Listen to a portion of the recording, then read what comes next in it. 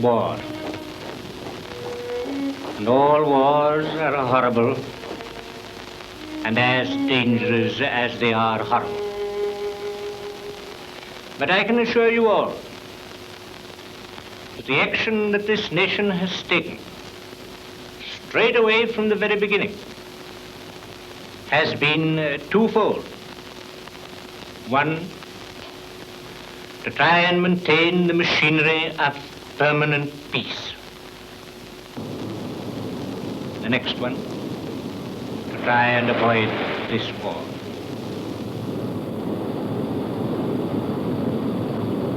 After the world was taken over by Britain, obviously, I mean, peaceably and without any objection from the people that they supposedly came to civilize, it seems rather strange that they should object to Italy wanting just a tiny piece of what you might call Lebensraum to give their people.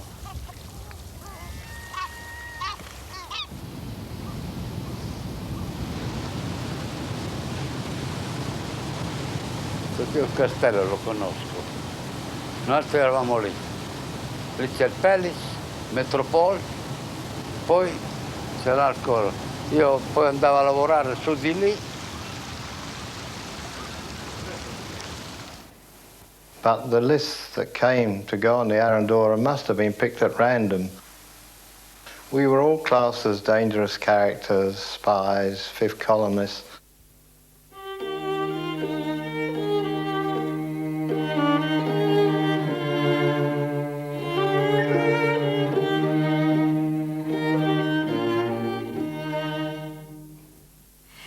Quite a lot of discussions being held, especially at Speaker's Corner at Hyde Park.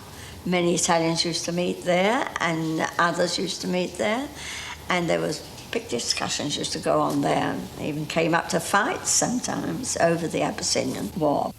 Mussolini had been given to understand that as far as France and England were concerned, he had carte blanche in Abyssinia. And a lot of us knew that, and that's why we resented it. We couldn't understand it. We were bewildered, we were hurt. Everyone made the grand tour.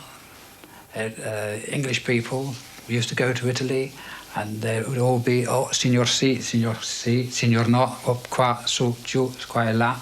And the Italians would bow and scrape, and the grand signore would come along and throw his weight about. When I say we civilised you, what I really mean is we gave you straight roads. The only straight roads we have in England are Roman roads.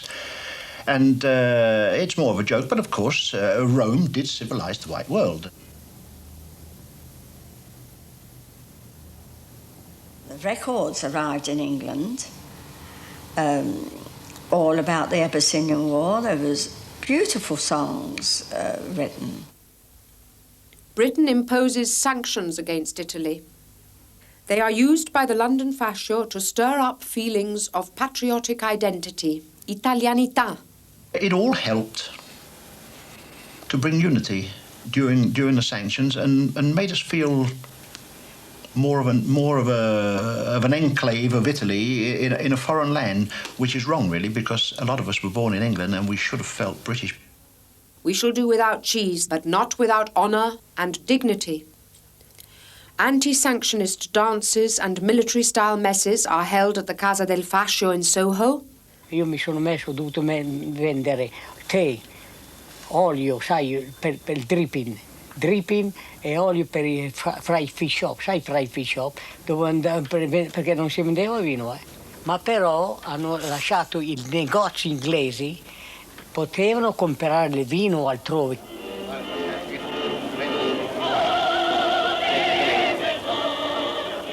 In Rome, Mussolini urges Italians to give gold to the homeland. In Britain, too, there is a gold collection which is said to have totalled £18,480.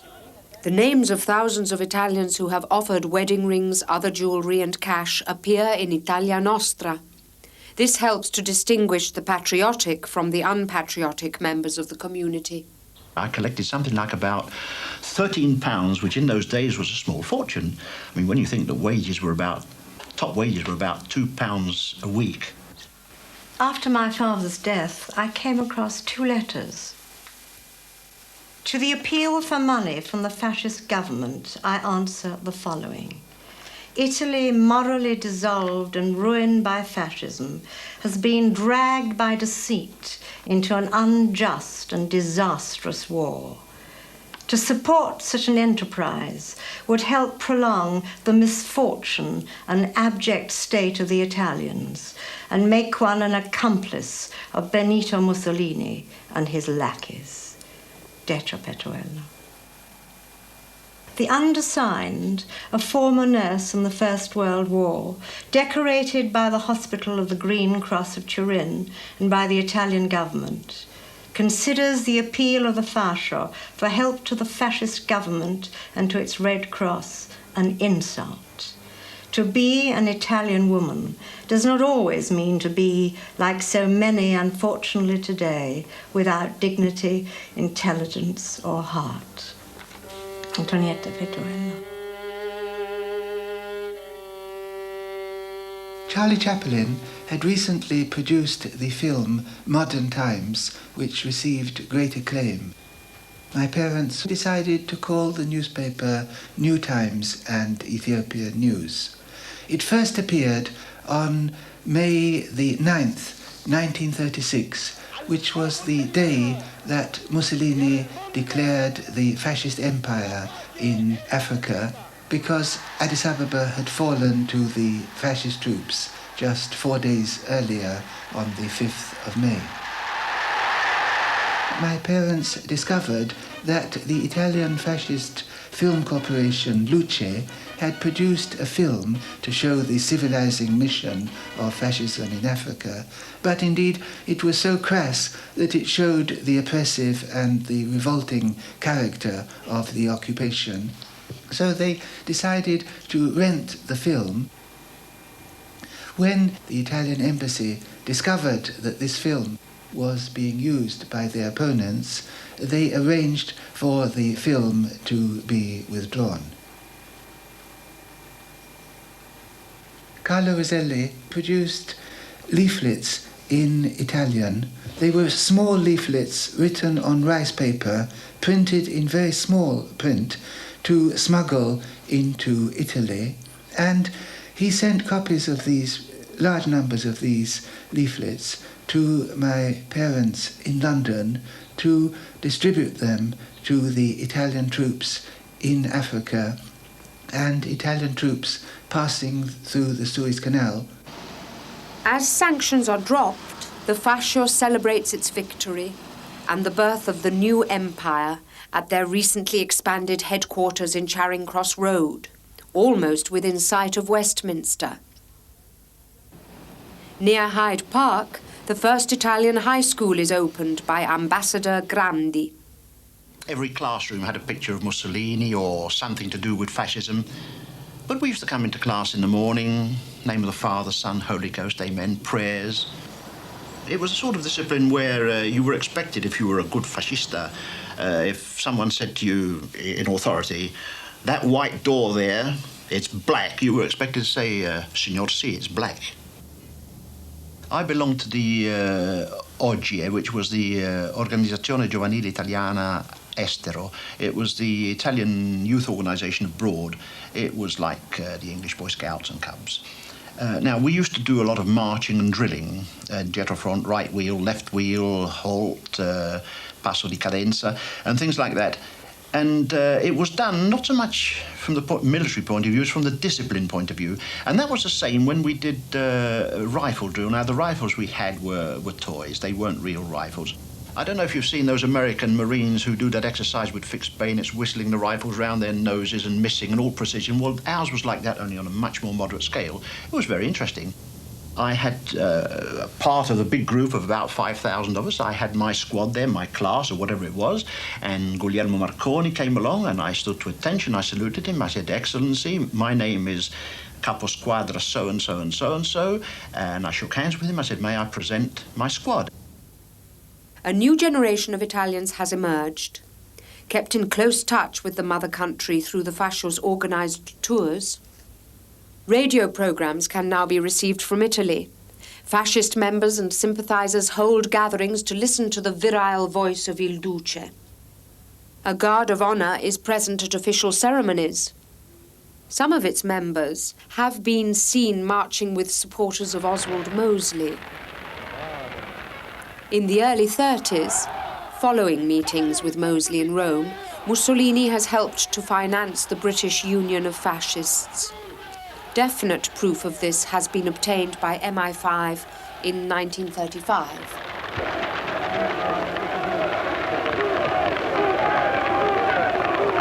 But then one day, somebody said that there'd been a robbery and that there was nothing touched there except the windows were opened, or maybe it might have been the skylight.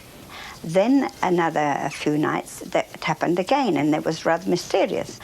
And people were wondering why or what reason they had. It must have been these British intelligence that took the names down. In 1936, the British government considers a ban on the Italian fascio in the United Kingdom. The question is raised again in 1937. This time, no decision is taken to avoid upsetting Italy over the delicate situation in Spain, where Mussolini is openly supporting Franco's army.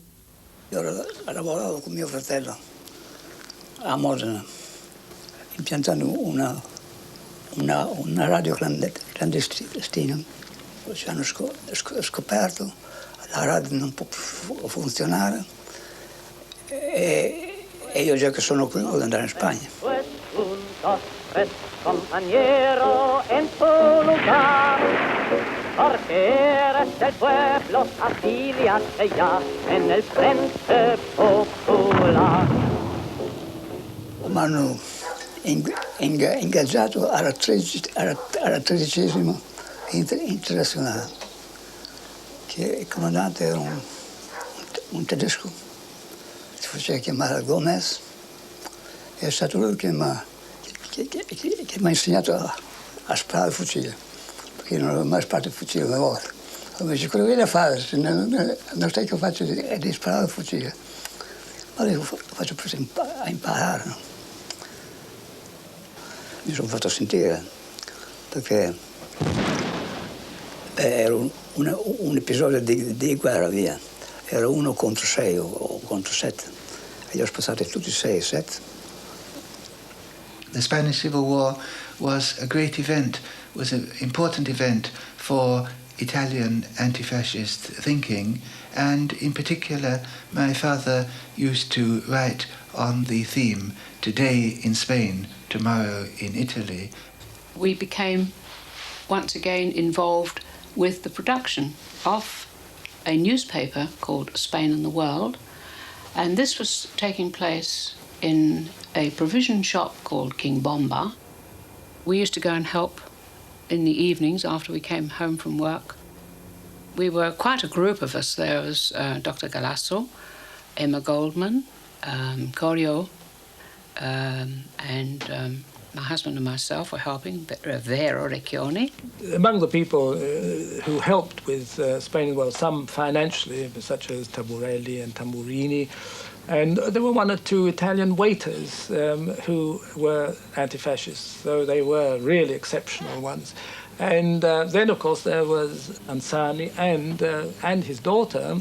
He was probably the most establishment type of person, you know, sort of with his black trilby hat and very well dressed. Incidentally, talking about being very well dressed, my father was a very well dressed person. But then he came from that kind of generation where the revolutionaries used to be dandies.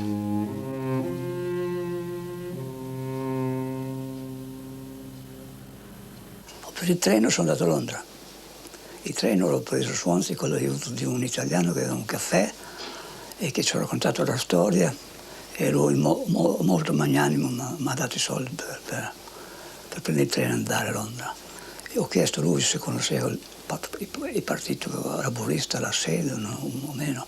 Dice no, io no, di quelli interessi. E dice io mi interesso di caffè e di tè. Ma dico sei un buon politico. E vabbè, allora, 4 giorni dopo che sono arrivato a Londra, sono andato al comitato dei rifugiati spagnoli. quali sono stati molto comprensivi, mi hanno dato dei soldi. We had about 50 refugees whom we looked after, found lodgings for them, and also most of them would eat on the first floor at Friss Street. Taborelli would always provide meals, whole canisters of soups and spaghettis and so on. In 1937, the Rosselli brothers are assassinated in France. The Italian regime wants to demonstrate that it can eliminate anti-fascist leaders abroad without fears of any significant international response. My parents never forgot Carlo Rosselli, and indeed in their newspaper, New Times and Ethiopian News, they used the logo, the symbol of the flaming sword of justice behind the title of the newspaper. Marion Cave, the British wife of the assassinated anti-fascist leader Rosselli, is amongst those who write in vain to Gillies and other Labour Party leaders, inviting them to anti-fascist meetings in France. The call is renewed for international support in the light of recent developments in Abyssinia and Spain, which have at last exposed the real nature and objectives of the regime. Rome escalates its information gathering. A top agent, Alessandro Consani, is sent to London. He identifies the Independent Labour Party as the most likely source of anti-fascist activities and proceeds to infiltrate it, gaining the personal confidence of its leaders, John McNair, Fenner Brockway, and the MP, James Maxton. Consani also infiltrates other anti-fascist groups in London, including the Italian League for the Rights of Man, and is able to send detailed information to Rome on the meetings he regularly attends. In 1938, the Home Office asks the Labour Party to supply them with a recent list of Italian anti-fascists active in London. In a decision soon to be bitterly regretted by Gillies, the Labour Party agrees. Between the years 1936 and 1939, my father applied for naturalisation on many occasions, and on each occasion he was turned down. And he was terribly disappointed because he'd lived in England for 31 years, and when he was turned down on that last occasion, he was very bitter because he knew that there were Italian fascists in London who had been given their naturalisation. I was actually in the workshop when Inspector Cooper was interrogating him, and he informed my father that his written examination was absolutely perfect. I mean, his spelling and grammar and everything was right. But he'd failed in his oral examination. Viene un sergente e mi dice: Cesare, sono mandato per vedere, naturalmente, hai fatto le richiami per essere naturalizzato? Sì. Ci ho detto sì. Well, quello che voglio sapere da te è che what knowledge you have in English. Io ho il giornale e quello che ti leggo da questo giornale qui te lo devi scrivere. Cioè, sa va bene. Ho detto perfetto.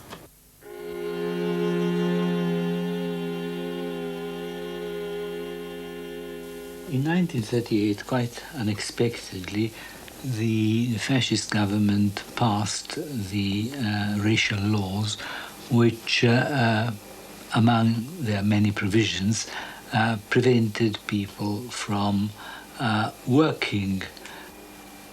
England also was not very receptive, but it did not seem impossible to enter into Britain, perhaps under some other pretext.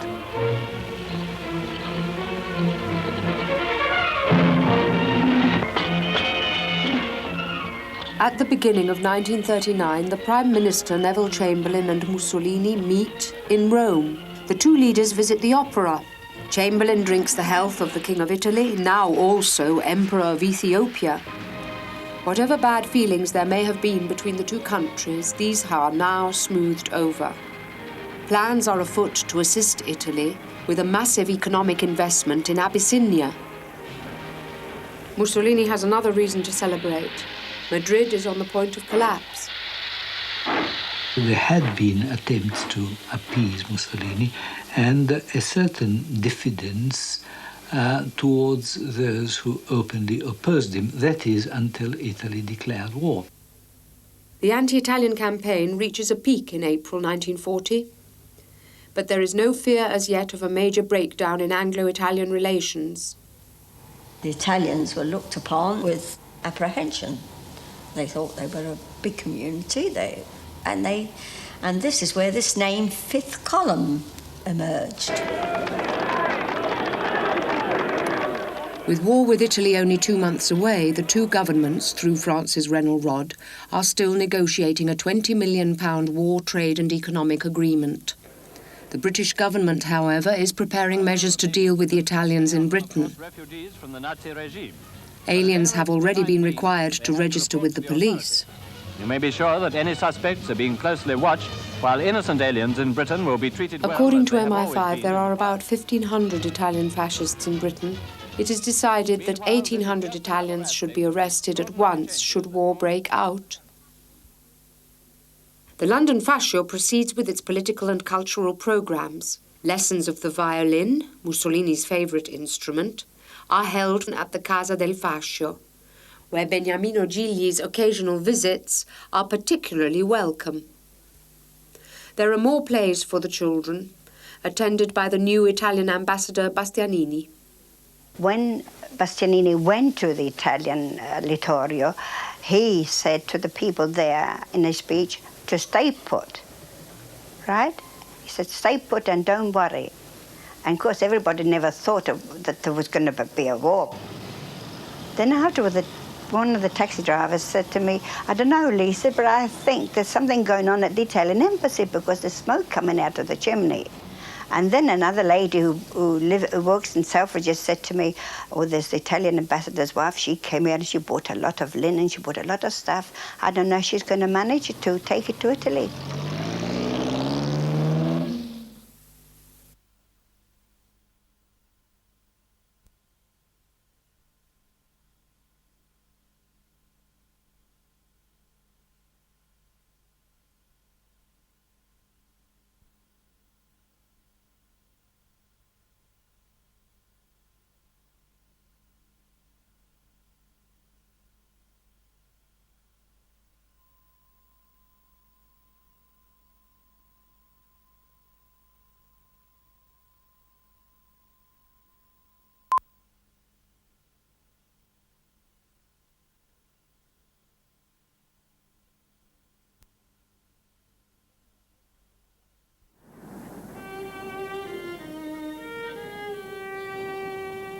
And when Italy definitely came into war in June 1940, and England, naturally, had received from Italy quite a shock, a stab in the back, as they put it out on the newspapers, then, of course, the internment commenced, and it just ran riot. They just picked up anybody. We had been allies, and now we were enemies. And of course, there was quite a few incidents of window breaking and insults. It was a very, very sad occasion when we saw all these things happening to people who'd been here many, many years, who were more English than Italian. Italian bastards. In French, sale italienne. You heard the tinkling of glass, plate glass windows being broken of Italian delicatessens or shops there. 2 plainclothes policemen came and collected me, and as I was taken out of the entrance, opposite was the manager of the buildings. He used to collect the rent, etc. Very nice man, Mr. Parrott. And he looked at me and he said, "It's just about time they took you away." I got rather angry and I turned round and said, "I hope a bomb comes and hits you right on top of your head." Unfortunately, that happened, And I was really sorry when I came back to England to realise that I'd said those words in anger, and he was killed with the rest of his family. And there was 2 men on the door who said they were detectives, and they'd come to take Mr. Molinari, T. Molinari. And we explained to them that he was 73, but they would not hear about it. We were dreadfully shocked at seeing an old man like him being taken away. My father was arrested on the 14th, taken away, and I was arrested on the 15th and taken to Brixton Prison. Having been vetted not once but several times by the security services of the BBC, I felt totally safe and certain that internment would not be my fate. During the morning, my mother was very concerned, so we both went to Hornsey Road Police Station and tried to get some information from them. But they wouldn't give us any information whatsoever. I was sent first to Lingfield internment camp. Lingfield is a race course, and internees were housed in horse boxes. C'era circa 2000 italiani lì, una confusione enorme c'era. Era un posto terribile, sporco come pare. I muri tutti inoliati dalle macchine che è stato prima. It was a terrible place, full of grease, where no taps to wash, no hot water, nothing at all. And the people, the mixture of people we had was incredible. We had boys of 15 years of age, men of 70 and 80 years of age. But the funny part, which was rather unbelievable to my father and to myself, was that the few big fascists were not interned.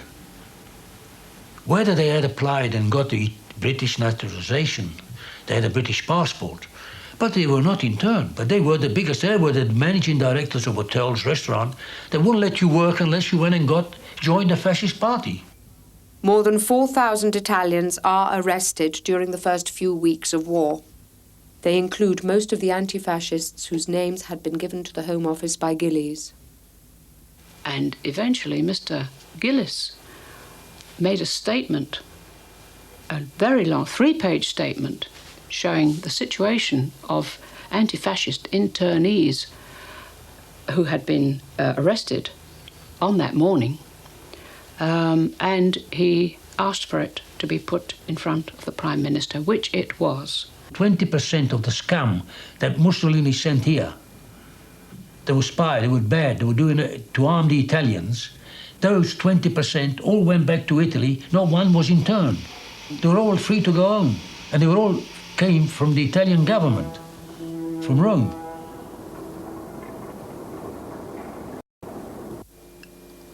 E poi il giorno dopo il signore ha chiamato tutto il resto, che c'ero poi anch'io. E ci hanno messo su un treno e ci hanno portato a questo paese. I found myself put in a train which went to Liverpool, and in the harbour there was a large grey liner, the name of which, Arandora Star, sounded a bell. I remembered having seen it in September, I think it was, 1932, moored in Venice at I Giardini on a world cruise. It was all painted white. It was, I believe, the most luxurious cruise liner then in existence, and I thought to myself how wonderful it would have been to have a trip on it. Mentre il sole di luglio non risplendeva ancora, sull'onda molle muta filava l'Arandora, che trasportava dei poveri italiani strappati dai loro cari verso un paese lontano. In our group there was Dr. Zedzi from Harley Street, who was the doctor of the chairman of the Arandora Star Line. And the captain of the ship came round and recognised him And he said, "Doctor, will you come to dinner with me tonight as we used to do?" He says, "Yes." And when he came back, he said, "Don't ask to go into the cabins downstairs. Stay up here because I think it'll be safer, because we're bound to get it sooner or later." He says the ship is not marked in any way, not Red Cross or anything. Nel sonno, nella veglia, ognuno accarezzava con malcelato pianto la sua recente piaga. Quando ad un tratto uno scoppio si udì. And the second day out, a torpedo hit us. I woke up immediately, made my way to the deck and saw people trying to let down the lifeboat. And the captain, together with a German and an Italian priest, were on the bridge, and he was shouting, "Everybody for themselves, you know, save yourselves, abandon ship," and the ship went down. As I went down into the water with a friend of mine, I saw the gun, which was surrounded as a cannon on the rear of the ship, surrounded by barbed wire, that came down. As it came down into the sea, it brought down a crowd of people who were huddled at the stern of the ship. Si salviò mai chi può. I saw down below a friend of mine who used to be my barber shop in Olcoto Street, who, luckily enough, he managed to be the first one to arrive, and he managed to lower down a little boat. He said, "You know what happened to you?" He said, "The ship blew out and catapulted you for 30 yards. Now, you saw a body flying through the air." Yes, I recognised him when he came up from the waves. As far as I was concerned, I think the Arandora Star certainly was a legitimate target for the mere fact that she was armed. They carried a gun at the back. They had no lights at night. There was no sign of a Red Cross. So as far as the German commander of the U-boat, there was a legitimate target. He was not to know that it was carrying German and Italian prisoners. It was then that as the waves came regularly over me, the lines of a famous poem by Manzoni occurred to me. They go more or less, come sul capo al naufrago l'onda s'avvolve e pesa, as the wave engulfs the shipwreck's head and weighs on it. And I thought to myself, how true they are. Now, how do they go on? I could go on a line or two, but then I thought to myself, oh, well, I must look it up when I get back home.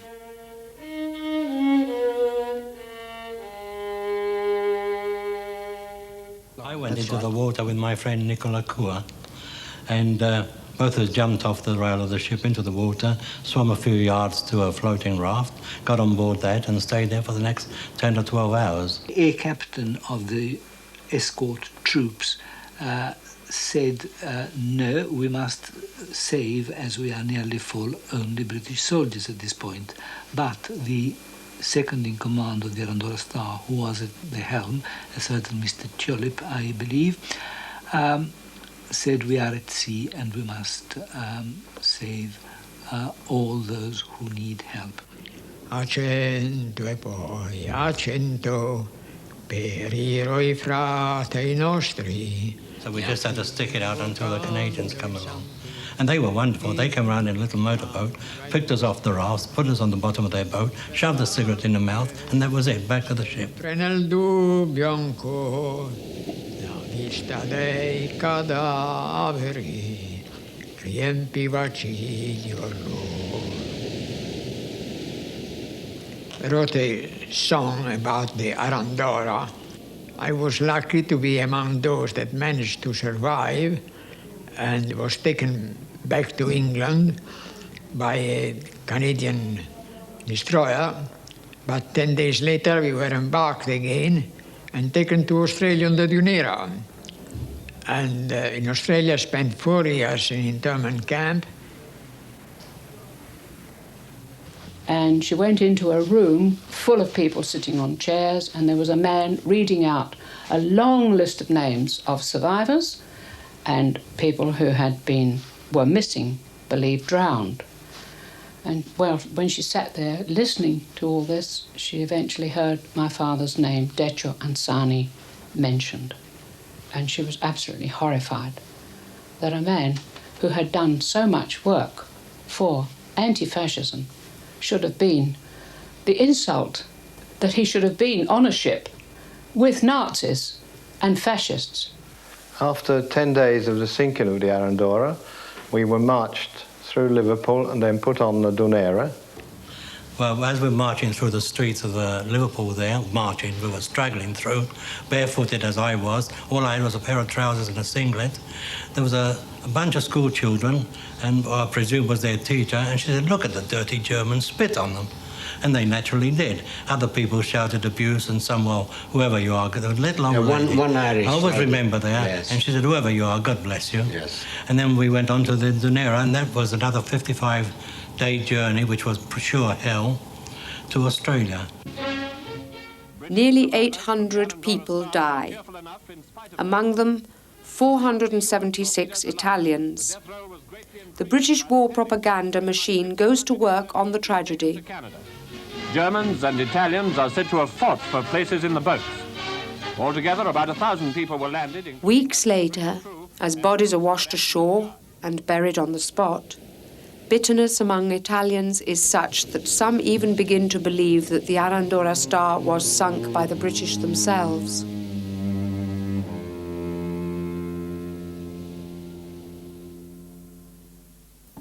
I transferred to the Political Warfare Executive, PWE, which is the organization set up to conduct clandestine or black propaganda against enemy countries. SOE asked me to join them temporarily for a special purpose. They wanted to recruit Italians. And would I go up to the Isle of Man, where all the Italians were interned, and choose some suitable candidates. And the first one I asked to interview was an old friend of mine by name Charles Forti.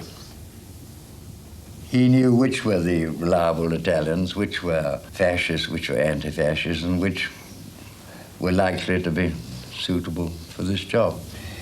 They were dropped by parachute in Italy, and evidently they hadn't been properly trained. It was a typically amateurish, and the SOE was a very amateurish and made an awful lot of blunders during the war, which had been covered up, I think, largely. Come ti ho detto, nel campo c'erano tanta gente che era di differenti idee politiche, per quello che di tanto in tanto c'era qualche spoglio, qualche disturbo tra gli uni e gli altri, perché certi fascisti, i gran fascisti si chiamavano fascistoni, si chiamavano alcuni, non potevano soffrire gli altri che non erano così fascisti come loro. Un giorno il capocasa mi dice che vuole andare a lavorare. Allora io ho alzato la mano con vari altri e alla sera poi è venuto uno e ci ha preso e ci ha portato sul lavoro a andare a pigliare sulle patate. Poi dopo lavorare la terra, mangiare le mucche, dar da mangiare e così tante cose. Voilà.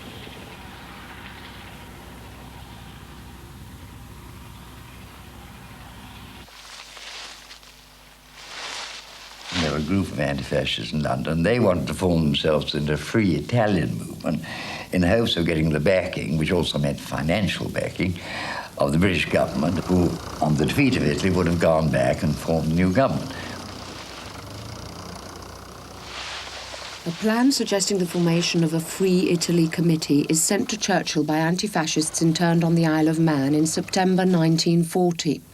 The plan is shelved for some months until the British government is ready to select its members and use their activities for propaganda purposes under the strictest supervision. Most Italian anti-fascists joined it, including Treves brothers, myself, and other friends and colleagues from the BBC. We soon became disillusioned and disappointed with it because of the internal squabbles, the quarrels, and the lack of purpose, everybody wished to pull in a different direction. In London, a small group of Italian anti-fascists set up FAI, the Italian Anti-Fascist Federation. Ci eravamo organizzati come FAI. La differenza è che noi eravamo socialisti, agli altri erano dei bambocci che non erano niente, erano rimasti fascisti. Che cosa fate? Dice, noi parliamo arabi, sì. Dico, grazie, anche io se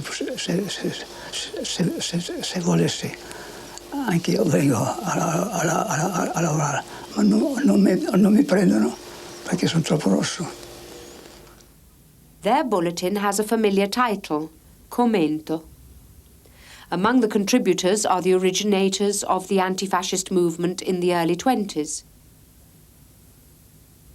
L'attività della FAI è quello che voleva fare il dottor Grasso da tanti anni prima, vedi il commento, eccetera. Perché il dottor Grasso, anche lui, era un uomo d'azione. In March 1943, Pellizzi, a founder member of the London Fascio, informs the British that disaffected fascists in Rome are planning to overthrow Mussolini. 4 months later, the dictator falls through a fascist Grand Council vote of no confidence. Dr. Galasso's uncompromising stance is once more in evidence. Letters are sent to Churchill and Eden demanding the indictment of Mussolini and the King. The Italian anti-fascists in London were strongly opposed to the short-lived Badoglio regime, to the monarchy which had connived at Mussolini's rise to power. They therefore opposed any attempt at producing a Franco-type regime to succeed Mussolini. The Anglo-American forces, in consultation with the Badoglio government, select the Italians allowed to re-enter Italy's occupied territories.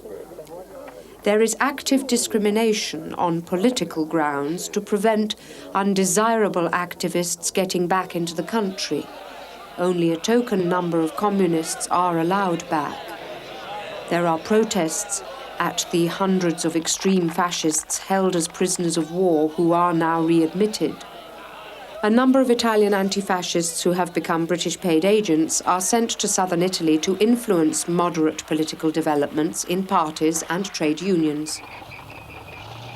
As the Allies' tanks roll into Forlì, Decio Ansani's birthplace, the bitter struggle between the Italian partisans and the Anglo-American forces over long-term political plans for Italy reaches its climax. The British government had a clear project for the Mediterranean. Italy was to be a free country, was to be a democratic country, but had to be a friendly and secondary power, which could have been controlled by Great Britain. Most of the left wing of the Italian resistance were hoping for radical changes. They were hoping for the land reform. They were hoping for a better distribution of wealth in Italy. The communists in all the occupied countries were, in a way, the backbone of the resistance. But everybody knew what their aim was. What they wanted was a communist revolution. So naturally, there was a considerable concern about that.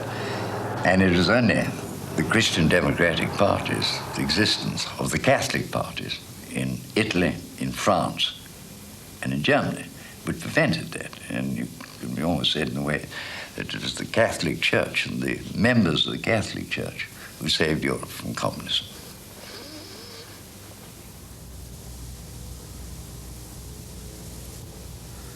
Un bel giorno, dopo il roll call, il sergente mi dice così: puoi andare a casa, sei libero, vai al comando, ti fai fare il tuo passaporto. Allora certo, se non ti dispiace, parto lunedì mattina.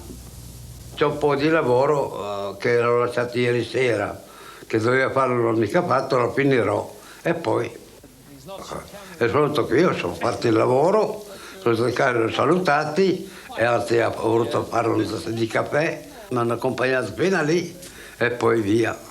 Io sono salito su quel carro che c'avevo lì e sono andato, è finito. Va bene? My father came to Britain in the early 20s. He was a tailor, very good tailor. He had quite a few anti-fascist friends.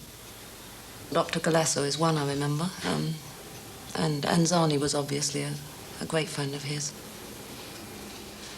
After the war, my father took myself, my mother as well, just the three of us, back to Italy. It must have been 1947.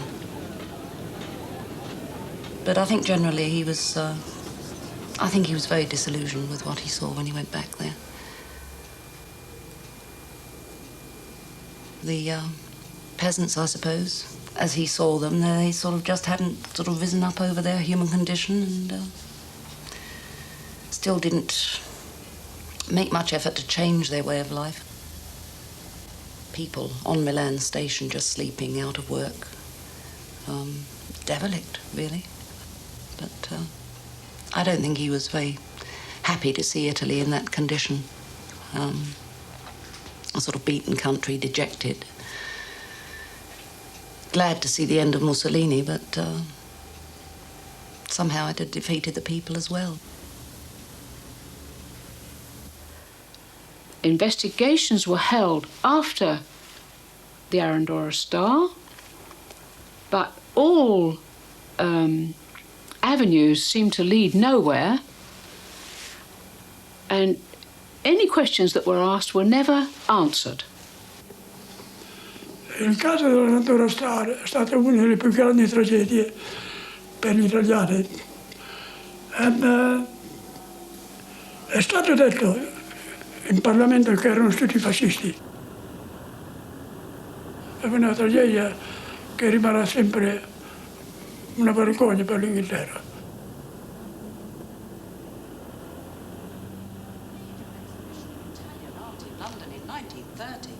He sent a whole shipload of such wonderful masterpieces. Mr. Winston Churchill.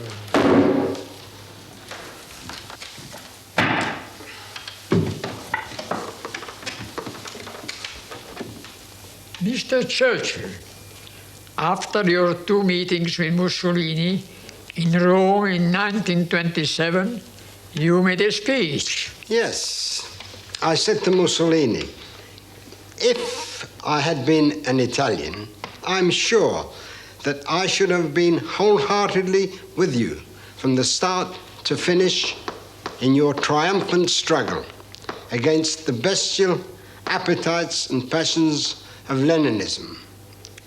Your movement has rendered a service to the whole world. That's what I said to Mussolini. Thank you, Mr. Churchill. The next witness, Mr. Neville Chamberlain.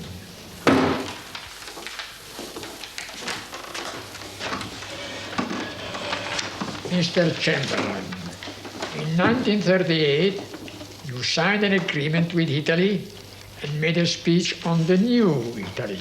Yes, I said that in former days we had a close relationship with Italy, the old Italy, which won her independence and her unity under Cavour, Mazzini and Garibaldi, with our warm approval and sympathy. Today there is a new Italy, which under the stimulus of the personality of Signor Mussolini is showing a new vigor, a new efficiency. I believe that we may look forward to a friendship of the new Italy.